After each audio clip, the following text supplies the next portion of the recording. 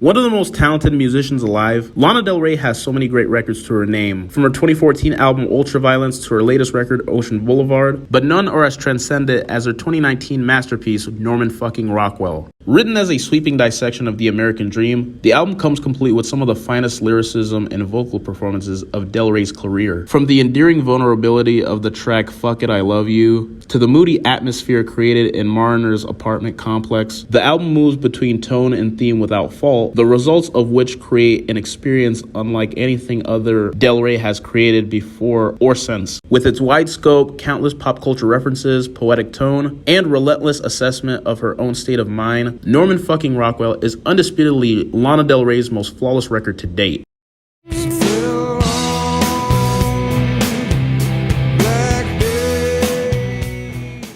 After the success of Nirvana's Nevermind in 1991, many rock bands from Seattle in the early 90s found mainstream attention coming to them without the need to compromise of their sound. If you had to pick a band that really encapsulated of what grunge meant, Soundgarden's Super Unknown was the epitome of that. Soundgarden's slow rise was all building to an album like this, taking all of their influence from classic rock from Led Zeppelin and Black Sabbath and putting their own dark spin on it. Even though Soundgarden showed signs of maturing on this album, with having more melodic numbers on songs like Black Hole Sun and My Wave, but the raw and unwavering energy of their early days was still apparent. Chris Cornell was the late 80s and early 90s answer to Robert Plant of Led Zeppelin. The emotion he was able to impart into his vocals was just unraveled. As many grunge bands at the time relied on their angst to carry their lyrics across, Cornell was something of an oddity as he had an innate technical ability. With Cornell's vocals combined with Kim Thile's approach to a guitar, Super Unknown created such a gloomy brand of alternative rock that rivaled anything going on in the hair metal scene.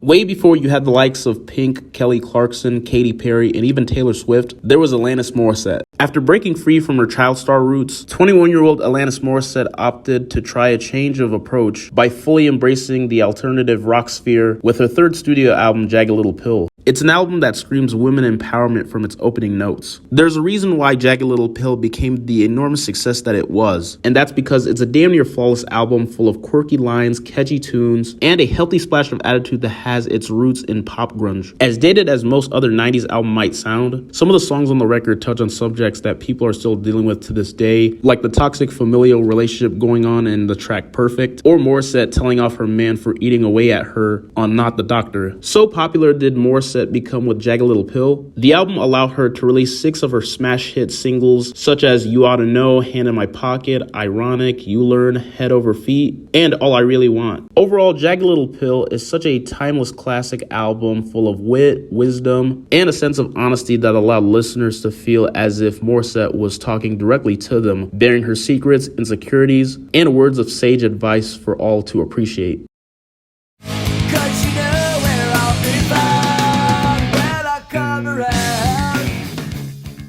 For someone like me who's a huge Green Day fanatic, most of you already know that American Idiot is hands down my favorite album from the group. However, if you were to ask anyone else who are Green Day fans, most people would champion their third studio album, Dookie, as their best work. And honestly, it's not very hard at all to see why. Because after all, it was the album that made Green Day as it solidified them as the godfathers of pop punk. Green Day's Dookie took the punk genre that had rather become stale the few years prior and elevated it into the mainstream with a mixture of pop melodies and with the punk attitude, and it works so superbly well. After Green Day garnered a huge buzz after the release of their second album, Kerplunk, major labels started sniffing around. Kerplunk caught the attention of music producer Rob Cavallo, as he was very impressed by Green Day's work, as he immediately signed Green Day with Reprise Records, and from there, it was all the way up for Green Day. Almost every single song on this album ranges from being very good to being absolutely flawless, as it all fits so perfectly that I can only imagine what this would have sounded like coming out in 1994. Even today, it can still sound so refreshing. Tracks like She, Welcome to Paradise, Basket Case, When I Come Around, and Burnout spoke to this sense of disillusionment, becoming the new expression of rebellion for America's youth. For nearly 3 decades, Dookie has remained relevant and relatable, as it not only catapulted punk as a lifestyle in the mainstream, but has gone on to inspire so many artists from Sum 41, Blink-182, No Doubt, and even Lady Gaga as well.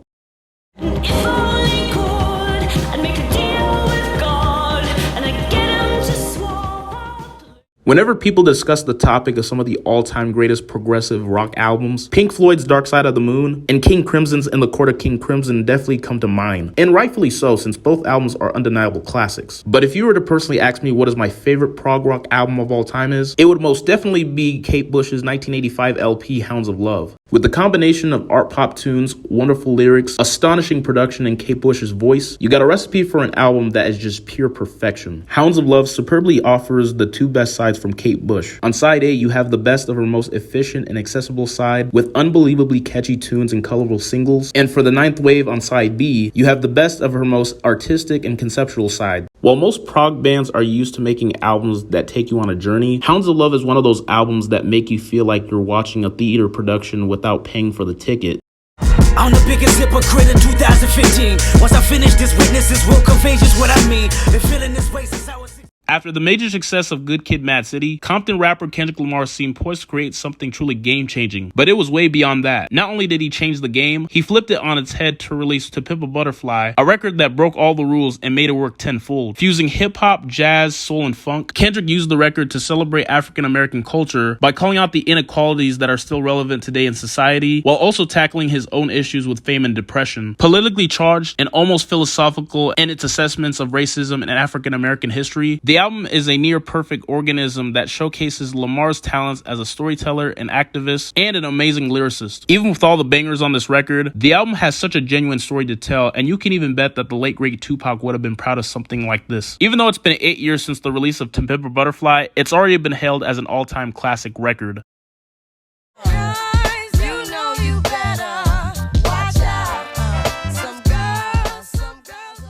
Upon leaving the Fugees, singer and rapper Lauryn Hill wasted no time releasing her first and so far only solo project, The Miseducation of Lauryn Hill. Blending hip-hop, soul, and reggae, Lauryn crafted an album like any other by showcasing her range like never before, allowing her to sing, rap, and talk throughout her thoughts on love, faith, and being a mother. The Miseducation can be best described as powerful, as it soared with Lauryn's emotions, as it allowed her to tap into true potential of her melodic, moving, and charismatic voice. Since the album's release in 1998, no other artist has been able to capture the perfect mix of rap and soul that Lauryn Hill achieved on her only record. It's personal, questioning everything, but also beautifully written, harmonic, and lyrically compelling.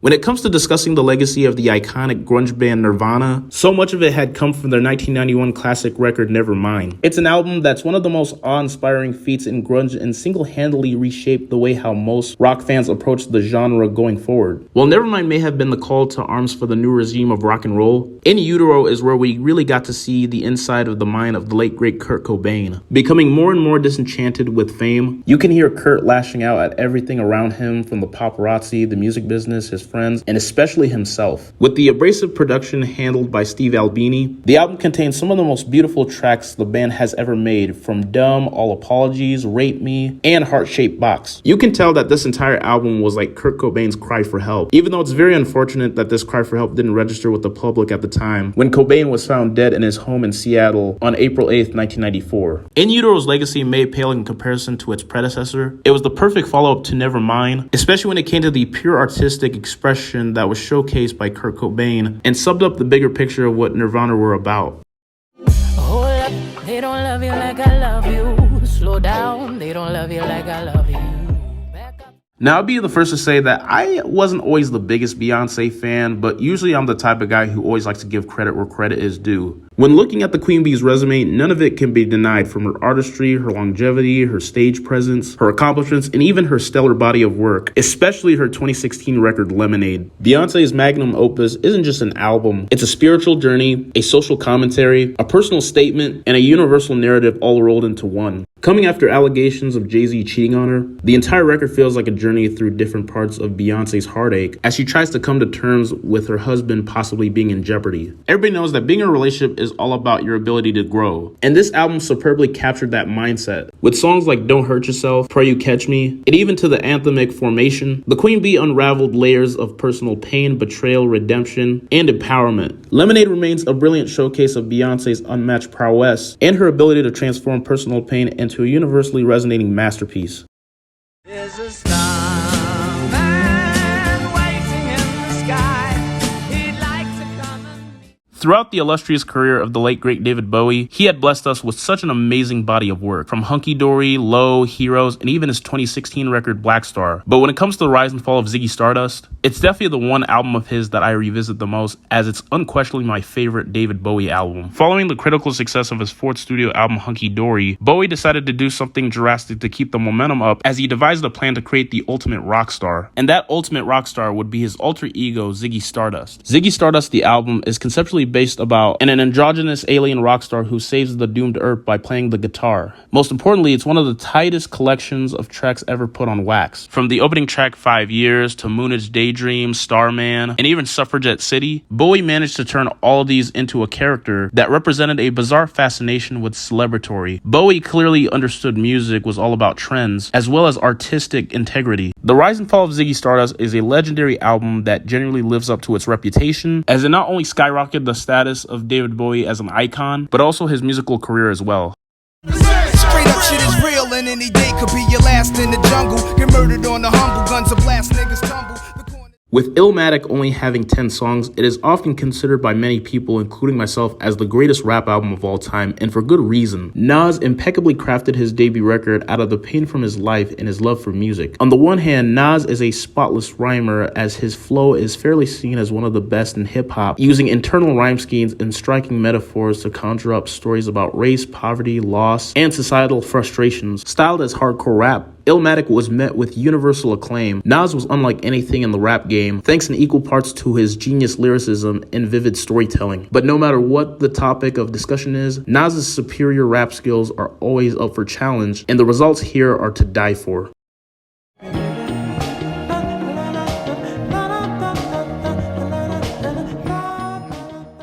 Man, oh man, do I fucking love me some Marvin Gaye. Although I was very tempted to choose his 1973 record, Let's Get It On, as it solidified him as a sex icon. However, I eventually decided to go with his 1971 record, What's Going On, as it's a perfect concept album about a returning Vietnam War veteran and the disintegration of the society he once knew. A year before the album's release, Marvin was devastated by the death of his friend and singing partner Tammy Terrell, but was drawn back to music by a composition by Four Tops bass Obie Benson and Al Cleveland. Every song on this album is an absolute gem, from the social injustice of Inner City Blues to the environmental breakdown of Mercy Mercy Me, and even the self-titled track What's Going On. The entire record feels like a soundtrack of an expressive singer pleading for sanity and humanity. All I'm trying to say is this album is pure perfection, and I highly recommend y'all give this a listen, because I promise you, you won't regret it.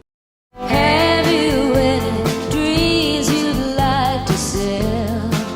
Dreams is lonely. One of the most celebrated albums of the 70s, this was the defining album of the Stevie Nicks, Lindsey Buckingham fronted incarnation of Fleetwood Mac. The legend of the album was born at a time when all members of the band were going through a very, very, very, very dreadful period in their personal lives. Christine and John McVie decided to divorce after 8 years of marriage. Mick Fleetwood was facing marriage problems of his own after finding out that his wife Jenny was having an affair with his best friend. And Nicks and Buckingham were also dealing with complications in their relationship as well, as they were often arguing during the recording sessions and in their personal lives as well. But somehow, someway, even with all the problems that the members were dealing with in their lives and with each other, they all managed to stay professional, as they all helped each other birth one of the most greatest creative endeavors ever to be pressed to vinyl. Although the themes of the album revolve around the breakdown of romantic relationships, the scope spans a multitude of scenery, from sadness, despair, and anger to optimistic musing on the future. The record contains a track to score every stage of a breakup, should you wish to live your life like a movie. It features many of the band's most iconic tunes, such as Go Your Own Way, Dreams, and Goldust Woman, whilst never shying away from the personal admissions of band members after becoming entangled with the media scrutiny exemplified in tracks like Oh Daddy, Songbird, and even The Chain. Cementing Rumors as the epitome of a classic album, a melodic masterpiece which transcended the simpler time in which was created and remains just as respected, if not more, after withstand the test of time with little to no pressure.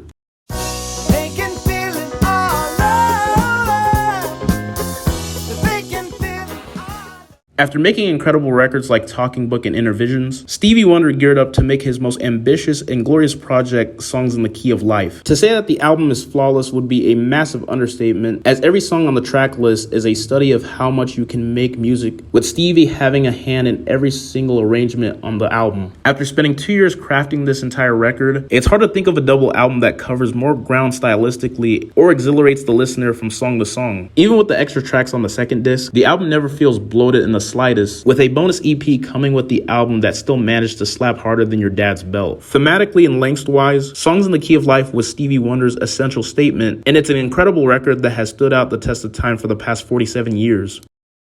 Don't want to leave her now. You know I believe in how.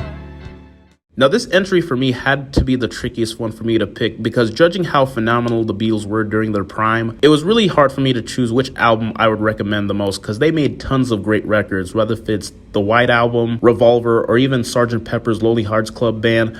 But for me, Abbey Road just takes the cake by a few notches. Now, anybody who's seen the iconic cover for Abbey Road should know that it's the most parodied album cover of all time, as you will always see tourists and celebrities recreating the famous image on a daily basis on the famous zebra crossing up front of Abbey Road Studios. Abbey Road also happens to be the very last album the Beatles recorded together as a band, as all four members of the band, Paul McCartney, John Lennon, Ringo Starr, and George Harrison, could all feel that this was the very last album. They all wanted to make sure that it was the best recording that they've ever done, and man oh man, did they ever. Not only did Abbey Road completely knocked it out of the park upon its release, but the reverberations of its impact are still being felt to this very day. Across every song on this album, the Beatles pushed themselves much further to turn their songs into bold artistic movements. The production alone is just absolutely extraordinary, as it contains some of the group's greatest records they've ever made, from Something, Come Together, and even Here Comes the Sun. Going into Abbey Road for the very last time, the Beatles' final outing became one of the greatest musical achievements to ever be associated with the word rock.